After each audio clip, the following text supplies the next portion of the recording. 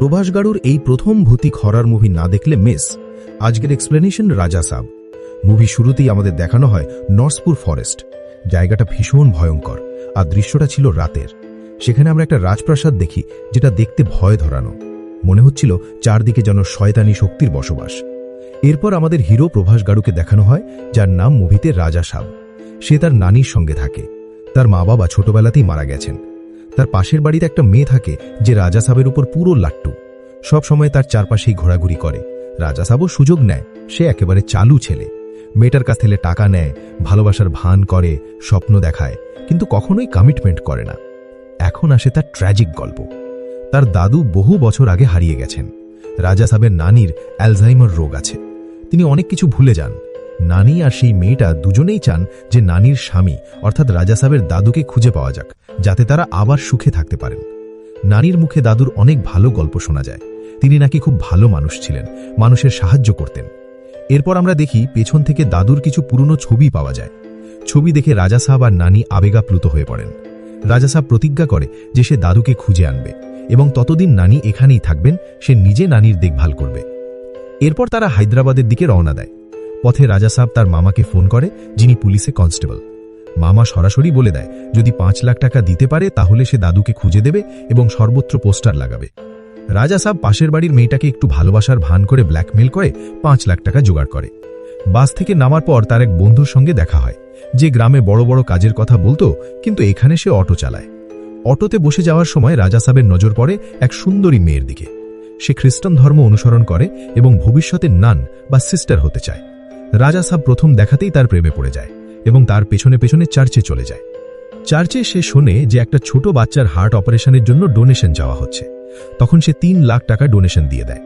Confession রুমে গিয়ে সে স্বীকার করে যে সে এক মেয়েকে ভালোবাসে, যাকে প্রথম দেখাতেই প্রেম হয়ে গেছে। আশ্চর্যের বিষয়, কনফেশন রুমের অন্য পাশে বসেছিল সেই মেয়েটাই, ট্রেসি, আর সে সবকিছু শুনে ফেলে। পুলিশ স্টেশনে গিয়ে রাজা সাহেব পুরো ঘটনা খুলে বলে। সে জানায় তার নানি আসলে দেবগিরি রাজ্যের রানী ছিলেন। তার স্বামী গঙ্গারাজু, যিনি সেই রাজ্যের রাজা ছিলেন, তিনি খুবই দয়ালু মানুষ ছিলেন এবং মানুষের সাহায্য করতেন। কিন্তু একবার দেবীমার গহনা চুরি হয়, আর সেই চুরি করেছিল তাদেরই মহামন্ত্রী বশিষ্ঠ। নানি তখন তার স্বামীকে খুঁজছিলেন। পরদিন রাজা সাহেব ট্রেসির সঙ্গে চার্চে দেখা করতে যায়, কিন্তু ট্রেসি সেখানে থাকে না। পরে ট্রেসির ফোন আসে। সে বলে যে রাজা সাহেবের দাদু তাদের কাছ থেকে 3 লাখ টাকা চুরি করেছেন। আসলে হাসপাতালে ডোনেশনের সময় নাকি হিপনোটাইজ করে টাকা নিয়েছিলেন। এখন তারা ফ্রড কেস করবে, তাই রাজা সাহেবকে 3 লাখ টাকা ফেরত দিতে হবে। সমস্যা হলো পুলিশের জন্য আনা 5 লাখ টাকার মধ্যে 3 লাখ সে আগেই ডোনেশন করে দিয়েছে। মানে মোটামুটি ভীষণ ঝামেলা। ঠিক তখনই আসে আরেক মেয়ে, ব্যাগি, যে 1 কোটি টাকা নিয়ে আসে। সে বলে রাজা সাহেবের দাদু একসময় তার দাদুকে সাহায্য করেছিলেন, তাই কৃতজ্ঞতা স্বরূপ এই টাকা পাঠানো হয়েছে। তবে ব্যাগি বলে এই টাকা সে শুধু দাদুকেই দেবে, রাজা সাহেবকে নয়। ব্যাগের ওপর স্থানীয় গুন্ডাদের নজর পড়ে। তারা ব্যাগ ছিনিয়ে নিয়ে পালাতে চায়। এরপর শুরু হয় মাসি অ্যাকশন। রাজা সাহেব আর গুন্ডাদের মধ্যে তুমুল ফাইটটা তুলনামূলকভাবে লজিক্যাল দেখানো হয়েছে। এরপর মহামন্ত্রী বশিষ্ঠ বলে রাজা সাহেব যে দাদুকে ভালো মানুষ ভাবছে, আসলে তিনি তেমন নন। তিনি নাকি খুব নিষ্ঠুর ও লোভী ছিলেন এবং নানির মনের সঙ্গে খেলেছেন। সবকিছু নাকি একটা মায়াজাল।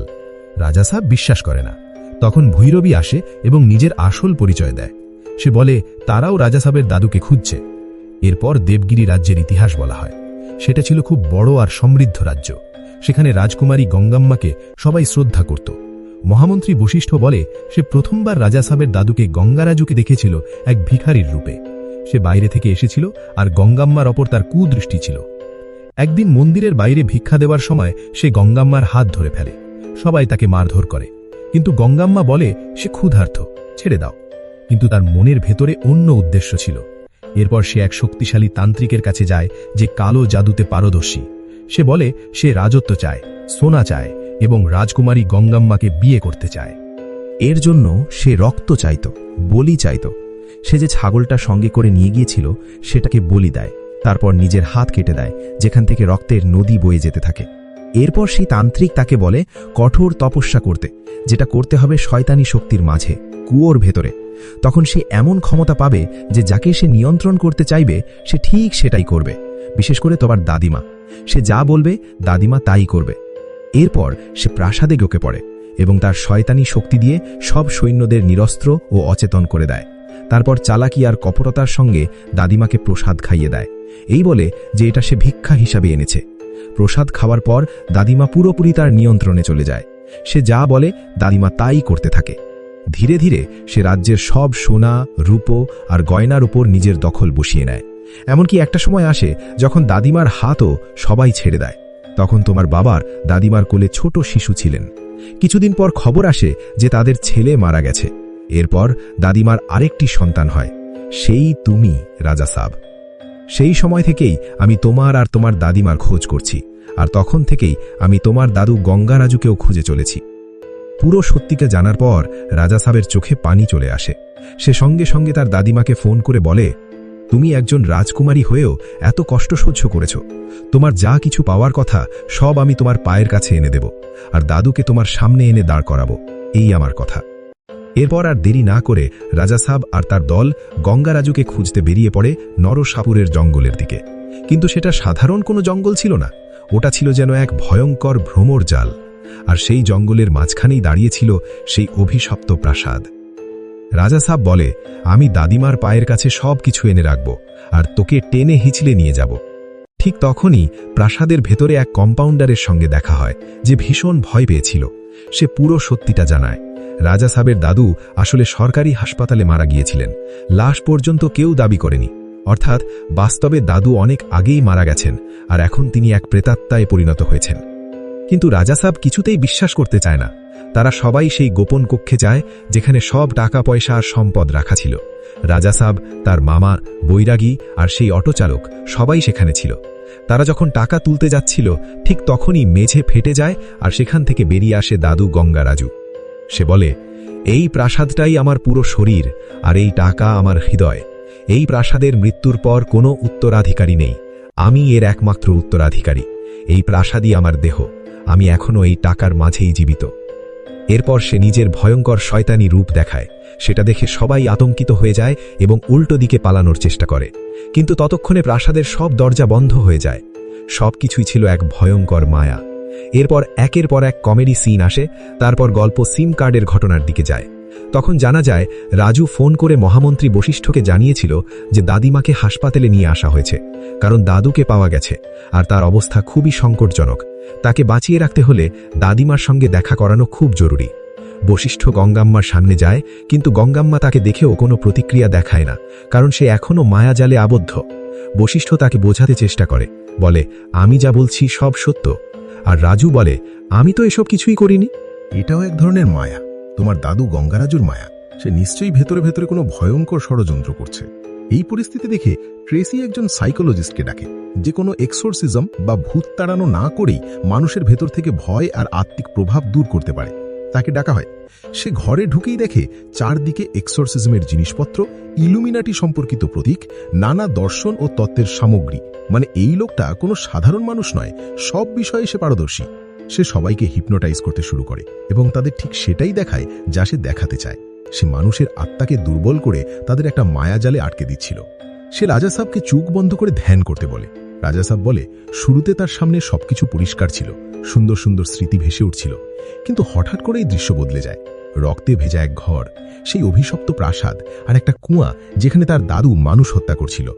যখনই সেই অভিশপ্ত স্মৃতি থেকে বেরিয়ে আসার চেষ্টা করছিল, গঙ্গারাজু বারবার তাকে আটকে দিচ্ছিল।